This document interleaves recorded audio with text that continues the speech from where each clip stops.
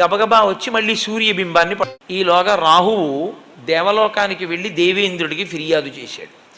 అయ్యా, పర్వకాలంలో నేను తినాలి, కానీ వేరొక పిల్లవాడు వచ్చి తినేస్తున్నాడు సూర్యుడిని. అది ఎలా సంభవం? నేను వస్తాను పద అని ఇంద్రుడు బయలుదేరి వచ్చాడు ఐరావతం మీద.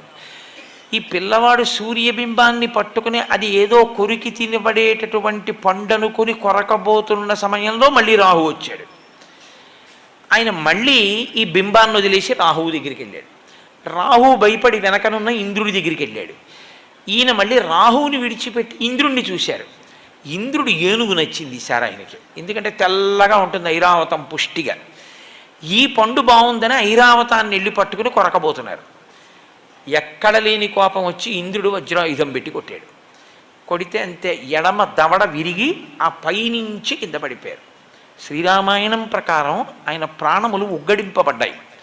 కింద పడిపోయి ఆ గుహలో రాతి మీద పడి కింద పడిపోయారు. కింద పడిపోగానే వాయువుకి తెలిసింది విషయం. అపారమైన తేజోమూర్తిని శ్రీరామాయణ కాలంలో అందరికీ ఉపకరించడానికి